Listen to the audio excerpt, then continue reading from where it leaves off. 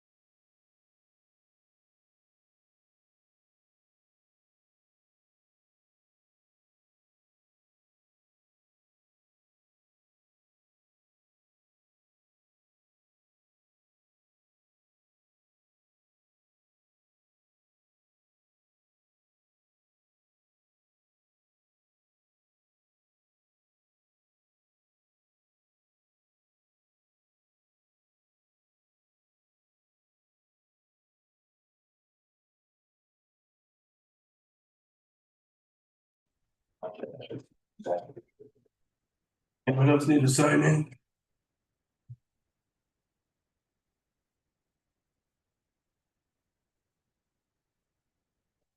Thank you. Okay, ladies and gentlemen, time is 15:03. Call the meeting to order at 15:03 this afternoon, December 19, 2025. Okay, at this time, if you can, please rise.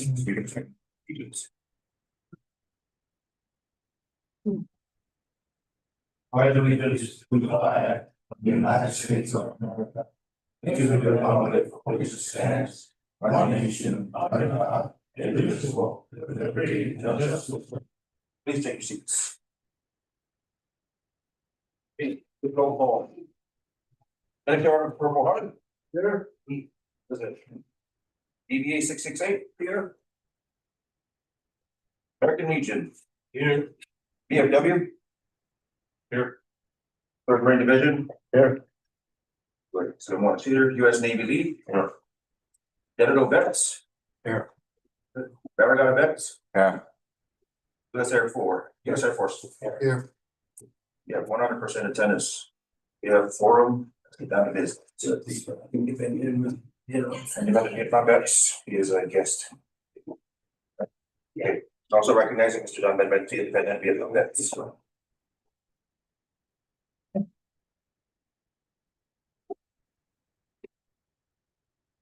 Okay, I would also like to acknowledge the public notice that was put out on 12 December and 16 December of 2025. We are compliant with public notice requirements. The agenda in front of you, if everybody has one, if prepared, look at it briefly. For 1925.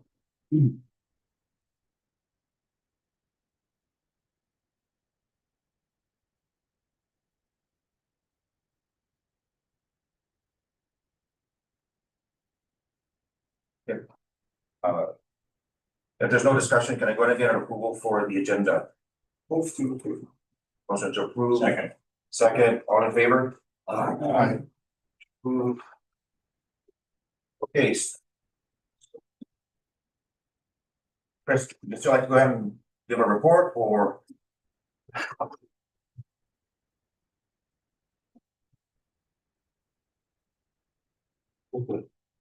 Few things real quick. First item for me is the fact that I'm submitting my letter for resignation. Okay. And basically because of commitments in the other organization, plus the fact that I've got additional surgeries coming up. This has been getting in the way. Ability isn't as I thought it would be at this time, so better to step aside. In discussions, my position is appointed. Discussions with Tom Adams will assume the role. He's pretty much been doing it. Absent of him. So this basically to make it official, he should take it over starting next month. Turn over all my materials and supplies to him and information that I have.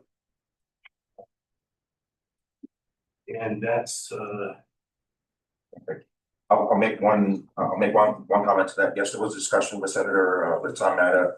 However, in recent practice, what we've been doing with this board is nominating and then electing a secretary. So yes, there was discussions, but because we approved the bylaws in the previous meetings, we will continue the practice of nominating a secretary.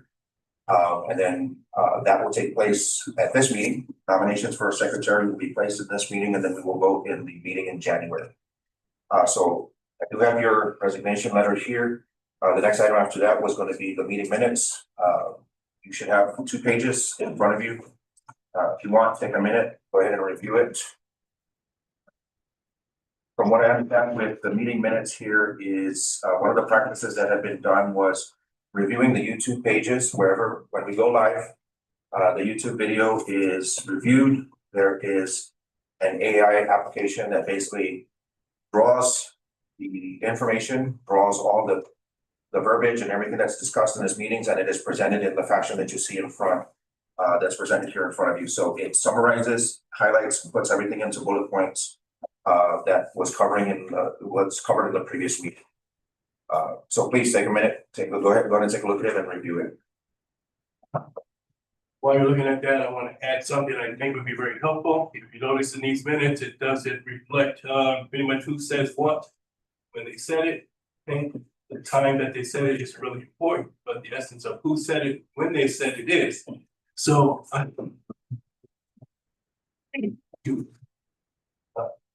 to help secretary going forward and reporting this information, I'd like to suggest that state your name and organization, or organization and name, okay, last name is fine, so that it's captured within the document.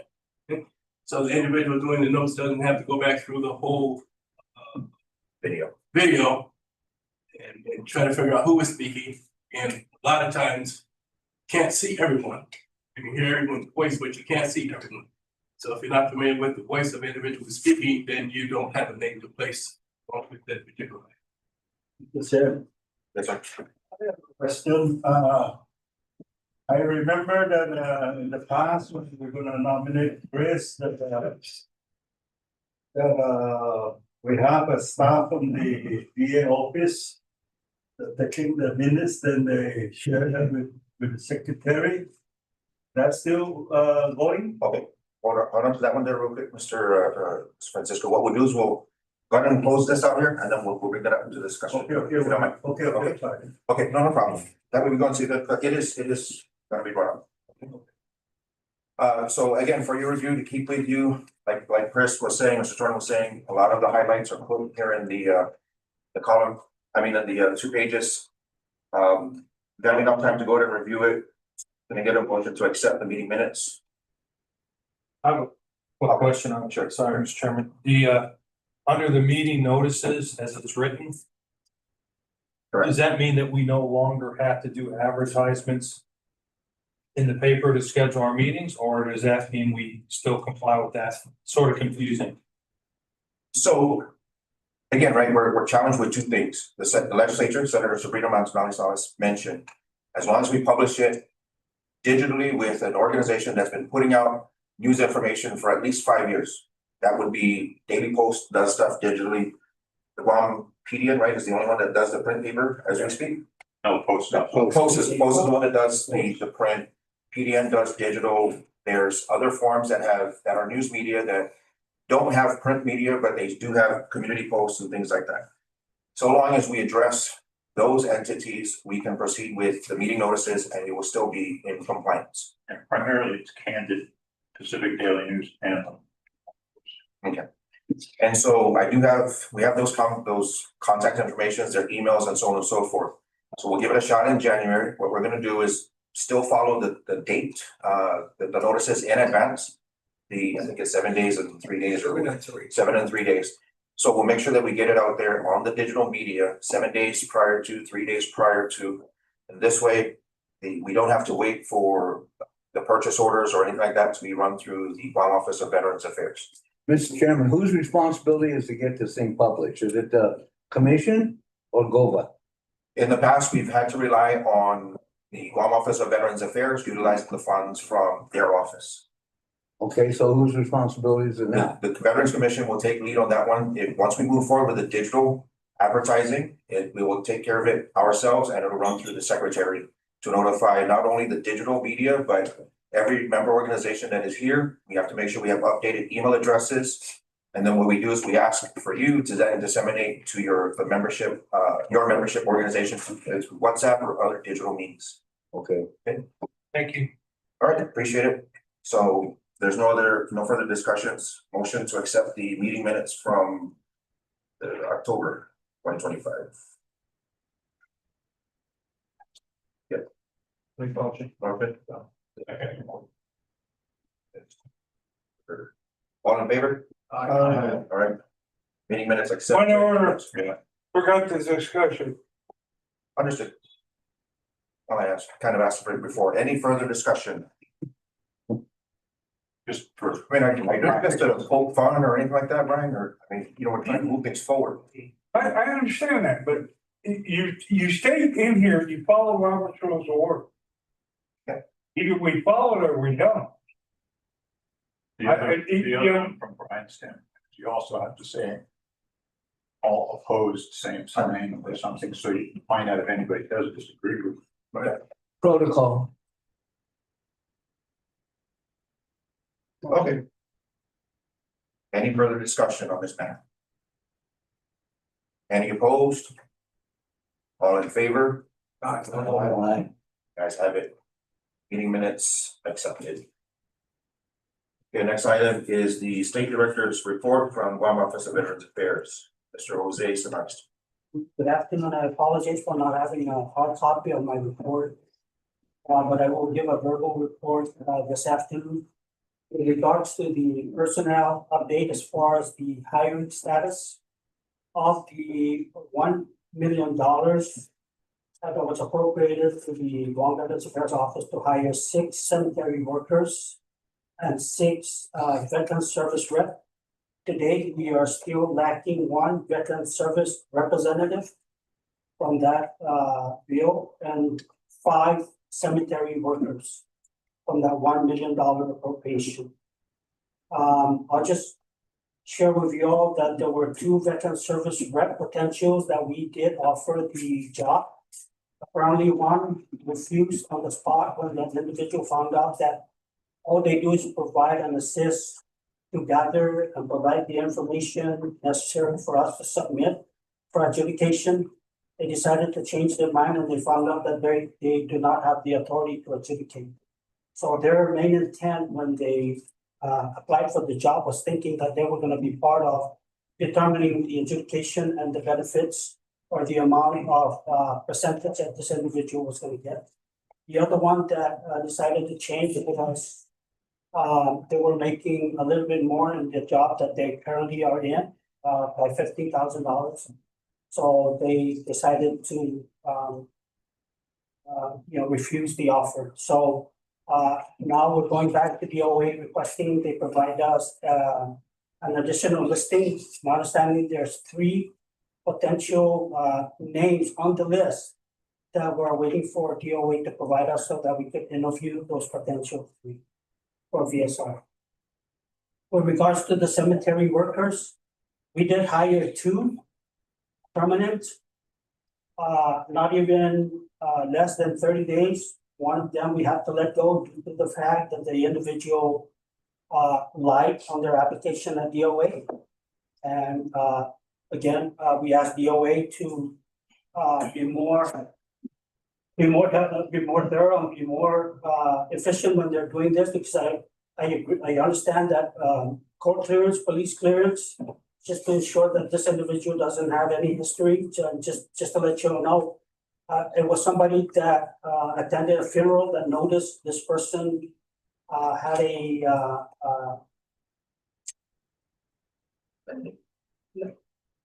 But yeah, the person was one of those class 1 sexual predator that was not supposed to be hired.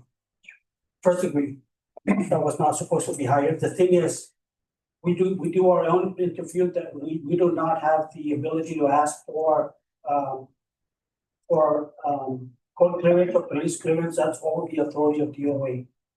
So we just asked them that, hey, we got to know thorough, this is lessons learned. And that individual should have never been hired. And so now we're back to having to hire 5. The challenges we have right now, gentlemen, is again, the language and the old hiring Description. the job description is the software's license. We did an amendment. That amendment is gonna take effect February. On that amendment, the language will be software's license or without. Okay, so the software's license is good to have, but not really required. What is the chauffeur license got to do with that position? Yeah, so the software's license back then, right, the old job description was apparently when they operate a backhoe. or possibly any heavy equipment that is supposed to leave the premises.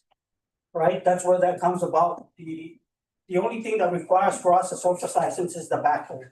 But I'm also being informed that unless that backhoe has to leave the premises, that's when the surface license become an effect. Otherwise, if it's just gonna operate within the confines of the cemetery, it's not required. Okay, so I don't know if that makes sense with you. I'm getting that info from DPW and also from some of our senators that were advising me that it's not required. So that's where we're at with that. So comes February, if the person doesn't have a surface license and he meets all the qualifications, then he's good to go. Otherwise, if they do have a surface license, they're still good to go one way or another. Okay, but again, because it's the old job description, we just can't follow that. And now we're really having a hard time hiring. Really, really hard time. And in fact, it just strikes me that someone that has that record qualifies over somebody clean out there that really needs a job. I don't know. Is there a requirement? Is there a requirement if you operate a backhoe on private property that you have to have a driver's license? I mean, I'm just looking at it from a liability standpoint. I can't answer that. You should find out, I mean, just from liability standpoint, because if somebody gets injured and they go back and find out that it is required, then. Yeah, so that's where I was going about with the mandatory, and again, they're convincing me no. Because whenever an employee operates a government-owned vehicle, at least, that a surface license applied, but they're telling me no. So I have a lot of work to do. I asked the commission to help me look into it and let me know, guide me, tell me whether yay or nay. Okay, but right now, we're going with, if it's in the compound, it's not required. For me, if it's a government vehicle, if it's a Volkswagen, because there's liabilities involved in it. It doesn't, and the cemetery, it's a, Lee mentioned, private, but it's a public cemetery.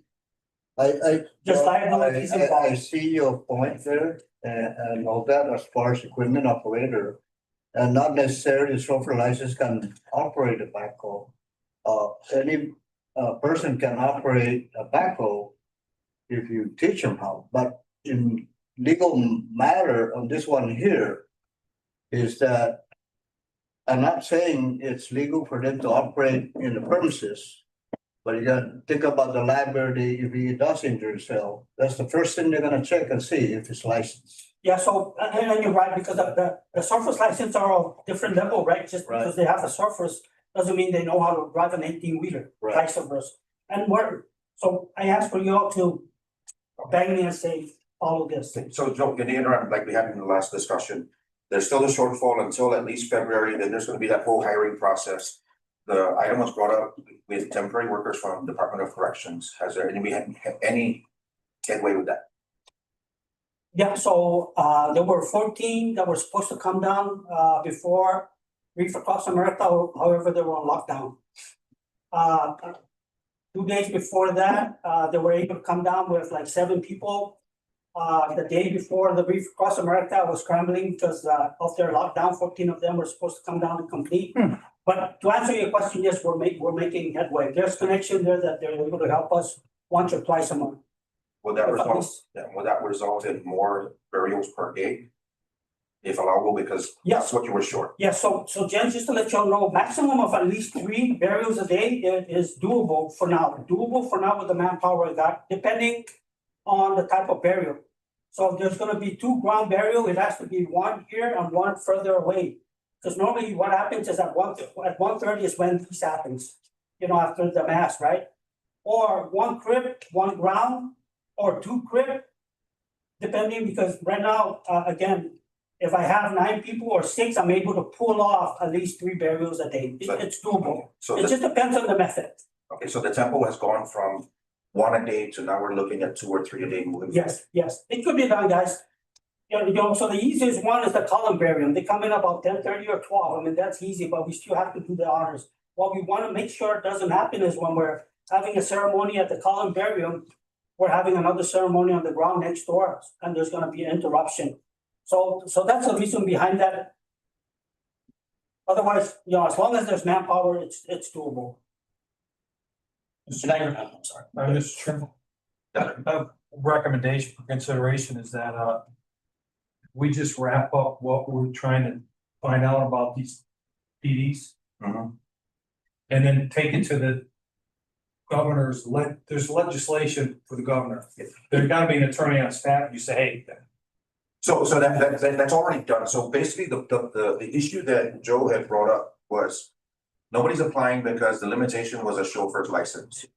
To make the job more appealing, he asked Department of Administration to remove the chauffeur's license requirements. Unfortunately, there's law that states a period of 6 months has to be put in place so that it matures. Mm. The reason being is you don't make it look like, it doesn't look like it's catering to a specific individual. So, hey, can I change it today? And tomorrow I'm gonna hire somebody that I know for this job. And so he did that in August or September. The maturation ends in February, and so now that whole requirement, all these barriers, that one barrier of chauffeur's license is now removed. So what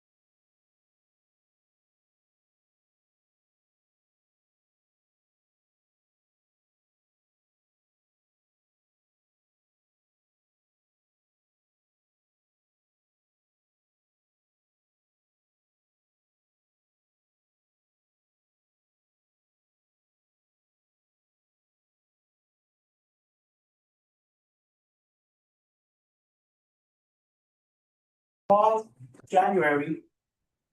And I'll share with you all the time, because I didn't bring the.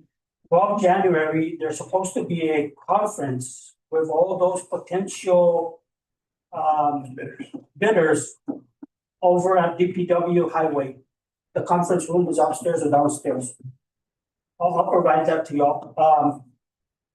That conference is gonna be the do's and don'ts, the steps, what they're looking for and whatnot. And supposedly 26 January is when, if I understand this correctly, 26 January is when the potential bidders are supposed to submit their bids to DPW.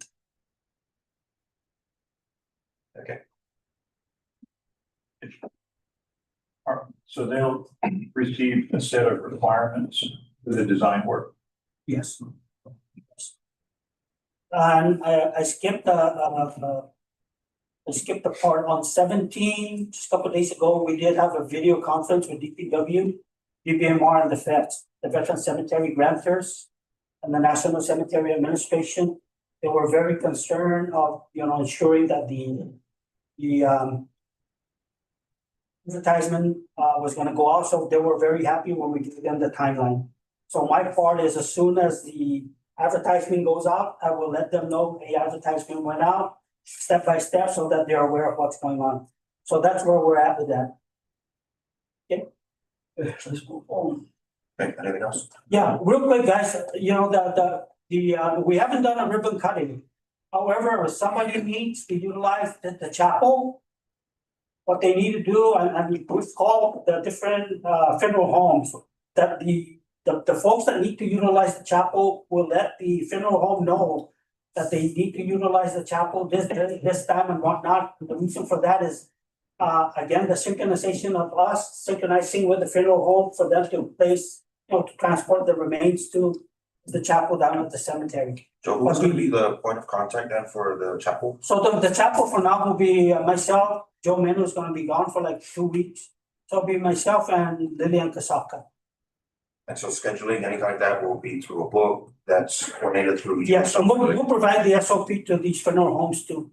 Okay. But the easy part of it is that if somebody wants to utilize the chapel, they'll let the funeral home know. They'll let us know, and then we'll prep it for that day, whatever. That's free? It's free. And just to let y'all know, commission, it's up to you. Just to let y'all know, there's people offering to donate and all this stuff.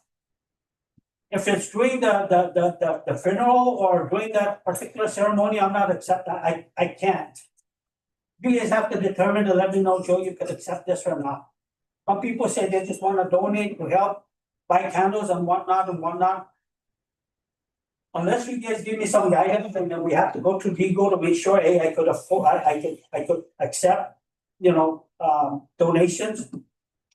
But for now, I'm saying no, I cannot. John. Mr. Director, I heard 2.5 weeks ago that they're utilizing the chapel, which I was elated. I put over the radio, hallelujah, we're in business. Mhm. And the thing of it is, why hasn't that information been disseminated to all the commanders so they can disseminate it to all their members? So Do we have a register for all the commanders and all the units of Secretary, the secretary has that? the commanders, here it is, guys, there it is. Okay, so. will there be a ribbon cutting ceremony or anything like that? Yeah, the ribbon cutting, I think we're scheduling for 17 January. If I'm not mistaken. But if we need to use the chapel between now and then, hey, So right now, there's no service fee for the chapel. You cannot accept donations unless, well, the commission's here now. no, we never could. We can't. No. Unless the commission decide and then run it through legal, that I could do so. But for now, Well, Based on shouldn't law. that be an option right now for the commission? We'll put it under new business. that's all I have, guys. Just for a point of And it's clarification, been happening, and even they're giving my employees envelopes. And I told them no. sir, point of clarification. You want funerals to be scheduled at the chapel through the funeral service? Yes. Because that's where the remains are at. Can the chapel be used for anything else? No, just for funeral service. Yes, okay. Yeah, so again, guys, it's up to y'all. It's a cemetery, so to hold a regular mass, you know, the purpose of that chapel there is to provide that service for funerals. Unless y'all could tell me otherwise. But because it's that a cemetery, it's mass for burials and not regular Sunday mass. So just questions that we had last meeting, as far as the availability, said that it wasn't being used because of a denomination. Catholics didn't have what they needed. Yeah, so. Is that off now that any denomination can go in? Yeah, well, it's anything, as a matter of fact, we used it about 2 weeks ago, so for now, the only thing that I'm missing for the Catholic denomination is to place a sink outside. Which I have the pipes running, all I gotta do is go purchase the sink at Home Depot Okay. with the blessing of this commission. And mount it and we're good to go, we can rock and roll. So there's no issue then with any denomination going. Preferably stainless steel. No, so I'm using just, no, so just to let you know, like, What? It's stainless steel? no, because, guys, again, because the kind of service we're providing, it has to be something prestige, so it's kind of that bird bath Okay. sink. And if they break it, then shame on them, which should not be happening, but it should be that. That's all I have, guys, thank you. Okay, gentlemen, any further questions, discussion? Put that on the next agenda. So I have a note here, actually, I wanna have the director be the one to address legal for his office to determine the acceptance of donations. The commission is not set up at this time to receive donation itself. No, I needed to donate, I need the commission to give me guidance that you could accept donations or not. Right now, even with that, guys, until we run it through legal, it's a no. I'm sorry to take on this one here. I don't think any government agency can accept donation. I'm not gonna tell you that right now. It's gonna have to take a legal opinion. And again, with the funding that goes into whatever it is, that has to generate in a bank account as far as the Yeah, sure, so you're right, the but public auditing purpose also, so that has to be. First of all, it has to be a legal opinion, and also it has to be approved by the legislature. so my office could accept donations, right? We do have a non-appropriated office funds to solicit for money or any goods for Reef Across America, Veterans Day, and all that good stuff, but nothing for the. So again, it's gotta be a legal opinion.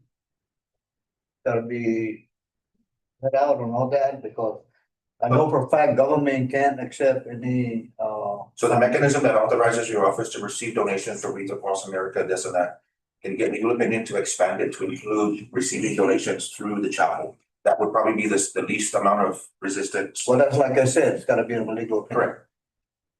If I can, That's a good point, yeah. if I can add, I got a note from Palmetto.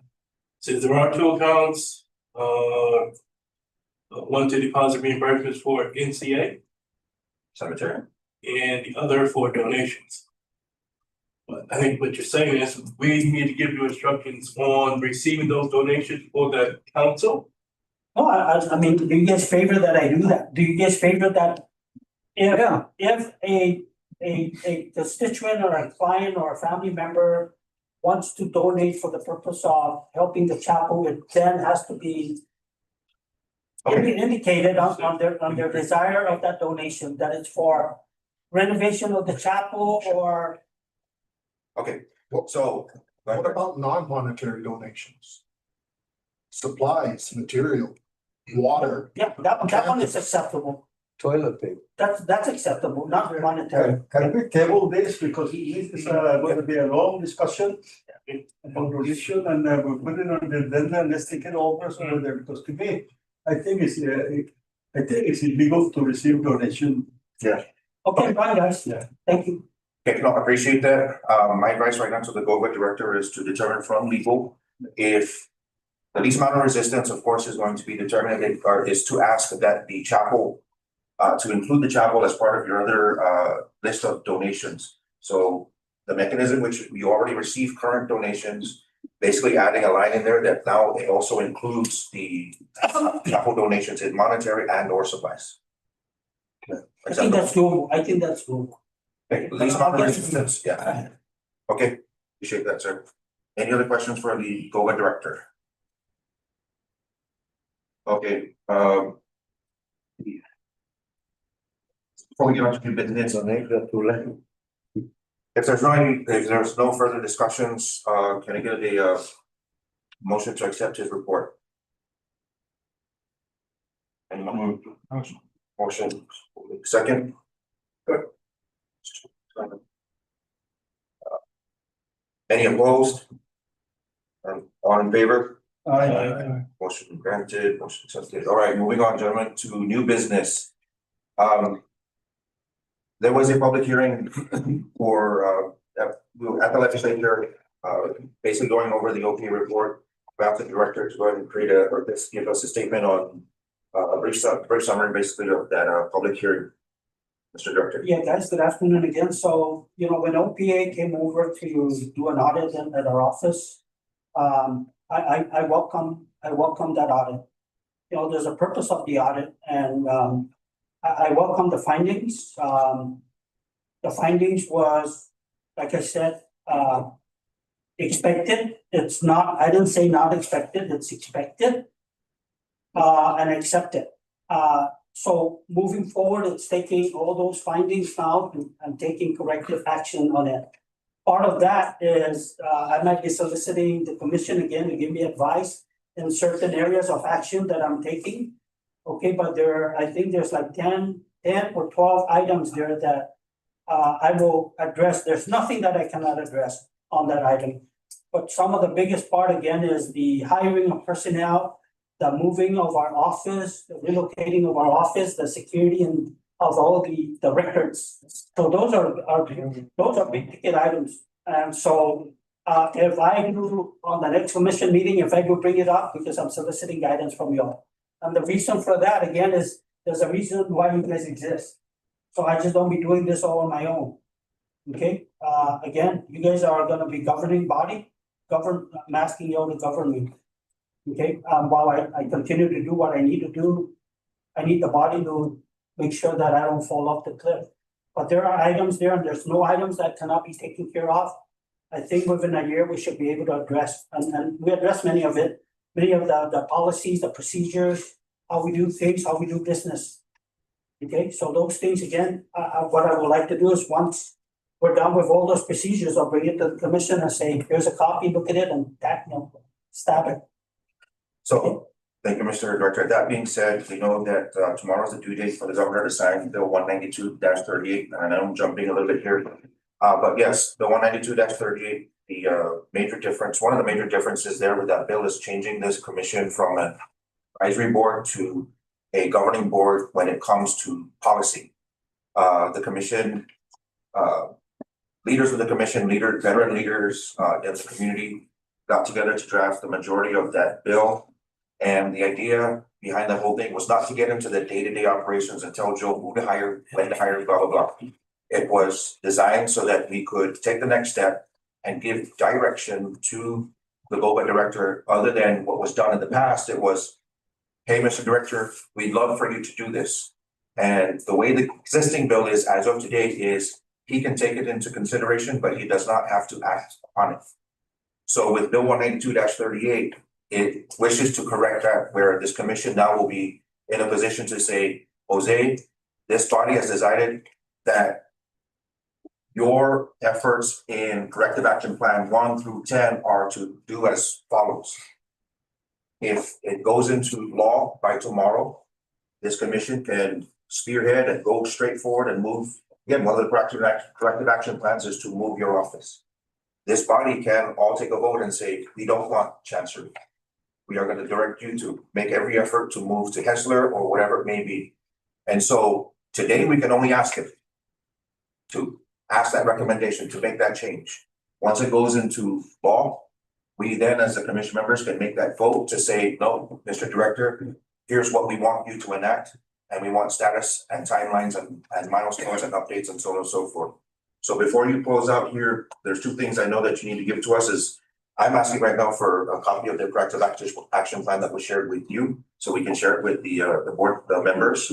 And as well as, I know you gave your verbal report, but if you can also send to us the physical report. And then we'll disseminate it. Hopefully you have a good email over here. We'll make sure we push it out to everybody so that we can review it from here on out. Everybody gave passionate testimony at that public hearing. There were a lot of things that were brought to light. But like the director said, some of these issues have been existing for decades. What I appreciate is now we have a bill that is going to take this commission from just amongst ourselves and asking the director to do something to, we can discuss, get a good plan going, and then we sit with the director and say, here's what we need you to update, as opposed to just him giving us a report. It's us basically creating a list of items, action items that he will then start to give reports on. And our whole point is not to, hey, Joe, you do this. It's how can we also help you make sure that your job is done. And we get rid of a lot of these problems that have been plaguing veterans for years. So it's gonna happen. It just takes some time to make things happen. So by tomorrow, the governor should put a signature on that bill and we can move forward from there. Mr. Chairman, I have one question, please, on that. So, in the verbiage of that bill, there was a statement that the members need to be approved by the governor's office. So these members all cease to exist. Are we gonna grandfather over? How is that gonna transition to the bill as it's stated? And that's gonna be the next discussion, which is we're gonna have to take a look at the existing bylaws and become compliant with the law once it goes into effect. If that is the case, I will then seek legal guidance to see if we need to go ahead and hold new elections for new members. And I'll talk a little bit about the word approved.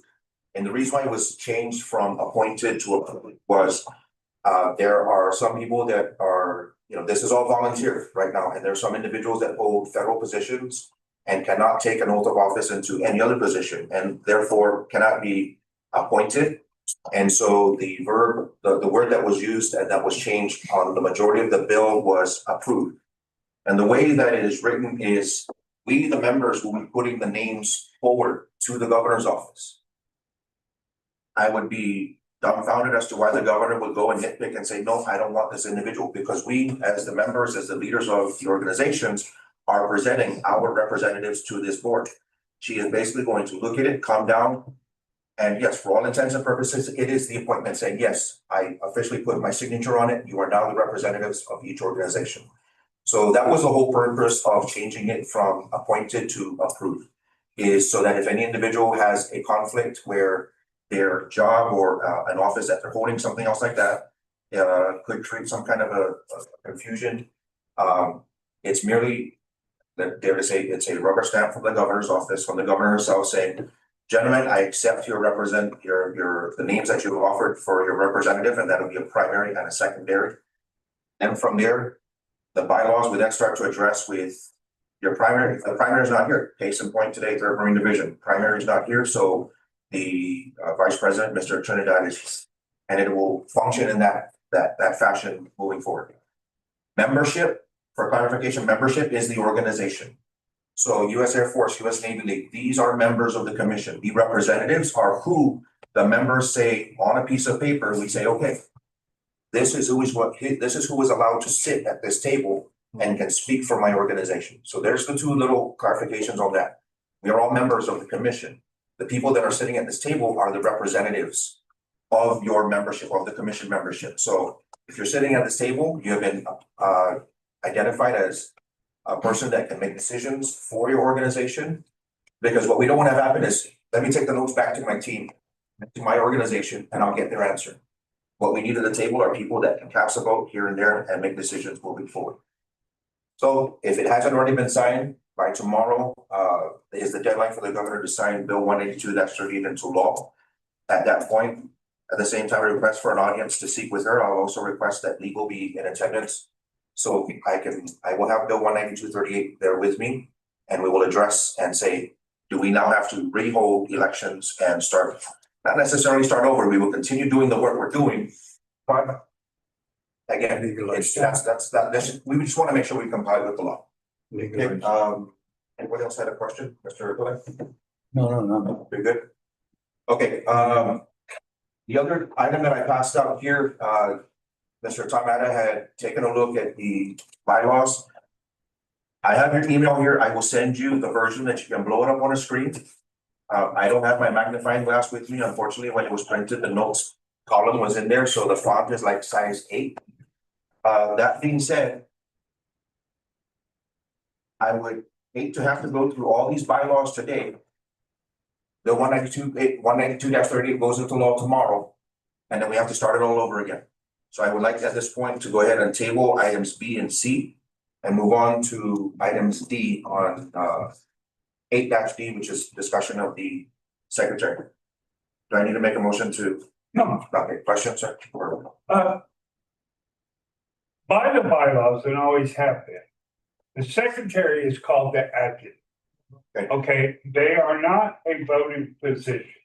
That position is appointed by the chairman, because the chairman and the adjutant have to work hand in hand. So there's no vote on it. Right. He resigned, you pick somebody, you ask somebody if they'd like to be the adjutant, and that's how you get an adjutant. That's been in the bylaws all along. So it's just, the wording you have secretary, it's actually adjutant, most people have gone that way. So to make it easier on you, Roy, you just appoint your adjutant.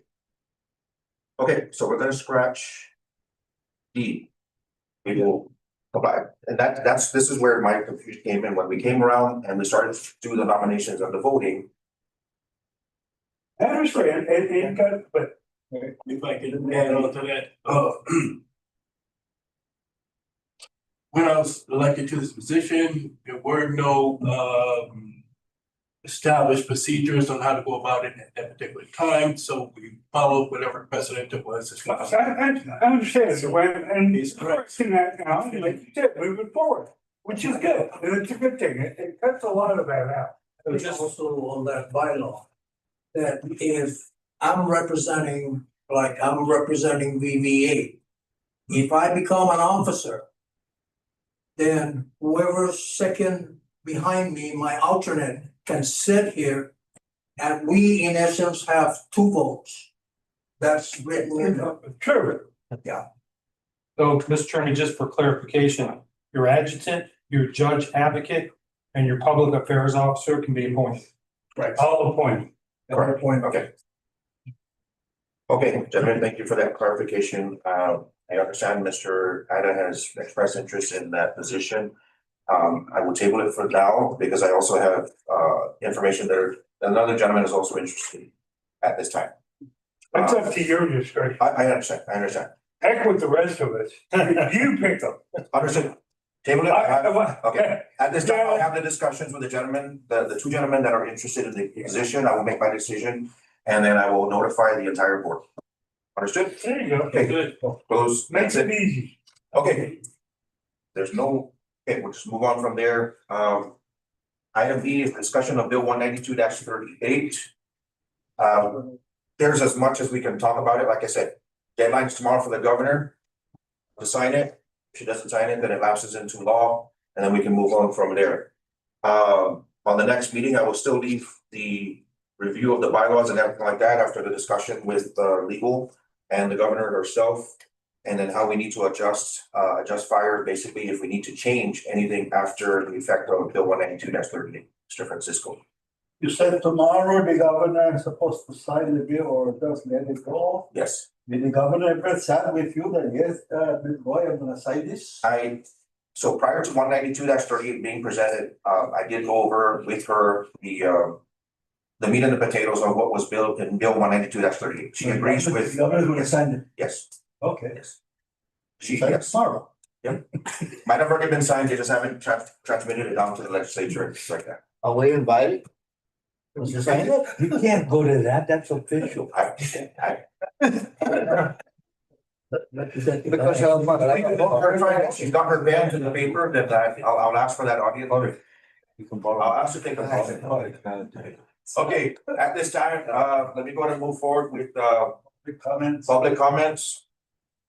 If there's anybody in the audience here that would like to make anything, any notices or like that, Yes, I have Yes, a public comment, Sunday. That no better of America's having their Christmas party, it's not free. It's not free, it's selling tickets. Sunday? Sunday, at Crown. Ticket for non-members, $60. And the event will start like 6 o'clock, Crown. 6 p.m. Crown Hotel. Crown restaurant, not the hotel, but they're Crown, yeah. Yeah. The old Naichi, right? So Sunday, Yes, we still have some leftover ticket. Okay. Anybody interested in joining the BBA for Christmas party? Not by Crown Sunday and join with the group, it's gonna be a nice group. Okay, I appreciate it. Thank you, sir. Mr. Director Gova, Also. we attended, oh, I'm sorry. I got one more. Go ahead, I'm sorry. Hurry up, old man. We're having this Vietnam trip in March 1st to the 12th. If any of you interested in going to Vietnam, let me know. We still have some few seats left. So if you're really interested, the cost of this trip is not gonna be more than 2,000 for 1 week in Vietnam. So it's a bargain, a good fare. If you're interested, let me know so I can chat with you what you need to before you go to the travel agent. So again, March 1st, the group's gonna leave Guam and return on the 12th after Vietnam, but you don't have to stay in the Philippines for the 5 days. You can go straight home after Vietnam. But if you want to stay in the Philippines for go and look and check out, it's a good opportunity again. So again, if you're interested, see me, because there's still some maybe 4 or 6 more seats that's vacant. Okay, thank you for that. Okay, thank you, sir. Just to commend the director on his efforts of having that place down to the cemetery cleaned up for the last 2 weeks with the burials I attended. Looked very sharp, Mr. Director. Thank you, very good. Thank you. Thank you to all of the Vietnam vets for getting the place again secured, right, again through the legislature. Yes. Okay, so they're gonna continue to keep the corner nice and clean. Yes, sir? I have an announcement. The Dededo Veterans Organization is having a reactivation meeting January 7th at the Dededo Community Center. So we're gonna try to bring back all the new members. We're trying to bring in new members. And the old members, I'm gonna just let you guys know that we have a lot of them that have passed away. Some of them are very ill. So that is the reason why I'm working with the mayor. And we want to activate and try to complete the project that we have at the Skate park. skate park, below skate park. That whole every area there is under the Dededo Veterans Organization with the mayor's council. So whenever you guys need place to, meet or whatever, just let us know about that and you guys can meet up with whatever organizations you have. So other than Maradona events, if you have veterans from Dededo. Yeah. Make sure they reach out so they can join. Yeah, January 7th, 6 January p.m. 7th meeting, 6 Oh, you're gonna p.m. Yes, at the Dededo Senior Center. Then you see your set. Got one more comment back here. Sir. VFW Post 2917 is gonna feed 100 staff members at Navy Hospital on Christmas Eve at 1600. So any of our members are welcome to show up there. Your alma mater. You're feeding them at what time, sir? That's your alma. 1600. 1600. You need donations of water, food, or anything like that? No, Just show up and help serve. I got it already. We're gonna feed 100 people. U.S. Naval Hospital, correct? Yep. Live there. Okay. Hello, Hold it. can you guys hear me? Yeah, somebody's on Zoom. Yes. Yes, sir. Today, it's Senator Bree. Sorry I'm late. I was at a roundtable for a medical malpractice, but I wanted to just say that you're right. Bill 192, we were under the impression that the deadline for the governor to take action was today. So we're just trying to clarify. But once I get word on whether or not she's signing it or vetoing it, I will pass that along. We're all hoping for a Merry Christmas and that she will sign it. I did hear a little bit about this possibility of the Greyhound property, Joe, on a possible relocation, or is just something that you guys are exploring and you will be relocating to Agania Heights? No, Senator, just the ODFS is just up on discussion, but I did caution the group that,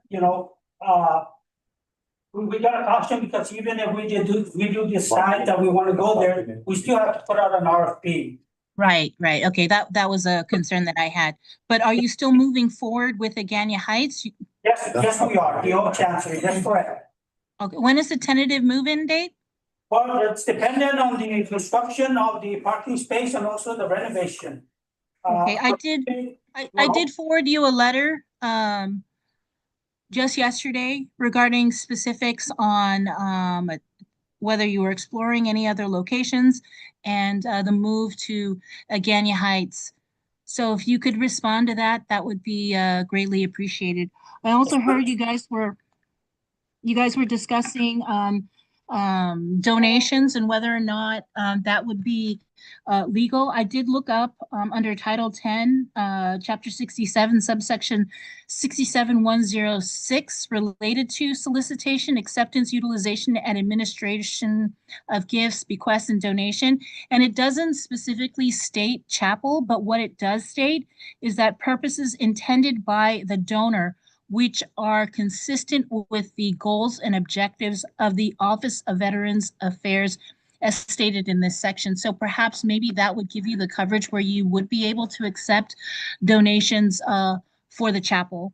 But again, I mean, I'll wait to see what the legal review is, but it kind of says that, it sounds like it's covered and that you can accept donations for the chapel. But of course, you are subject to reports that have to be filed. Yes, correct. Donations that you're accepting. That's Other correct. than that, I'm hoping that the governor does sign this bill and looking for changes with GOVA and the Guam Office of Veterans Affairs. So Merry Christmas to everybody, and I look forward to continue working with all of you. Merry Christmas, Senator. Thank you very much for chiming in. Thank you, Senator. Awesome, everybody, your calendars, January. Sir, Oh, I sorry. have one other thing I'd like to read here. I was contacted Air National Guard headquarters. And they're gonna be doing the Yellow Ribbon Reintegration Program event here on Guam. And they're looking for community support. Date and time, sir. Date and time is January 24, Perfect timing. 8 o'clock to 4 o'clock. Looking for community organizations, veteran organizations that willing to come out, set up a table, and talk about your programs, your services, benefit of joining your community. Where's this, please? I'm sorry. Senator, I'll send it to everybody. okay, all right, appreciate that. Perfect timing. Next meeting's gonna be January 23rd, 1500. Same place. Mr. Chairman, so as of today, we don't have a designated adjutant. Who's gonna be running that next? I will have a decision. I'll make everybody know by next week. And they'll be able And then- to put all the notes Correct, in that. correct. Thank you. At this time, I'll go ahead and move the duties as we speak. So January 23rd. Sorry, January 23rd, 2026, 1500. March conference room will be our next meeting. Mr. Torn will go ahead and put out that contact information. Any other announcements? Gentlemen, if there's nothing else, Move to adjourn. move to adjourn. Second. Bye. Okay, everybody's good. Meeting is adjourned. I made it 16:12. Have a Merry Christmas. Merry Happy New Year. Christmas. Everybody be safe. Thank you very much, everybody.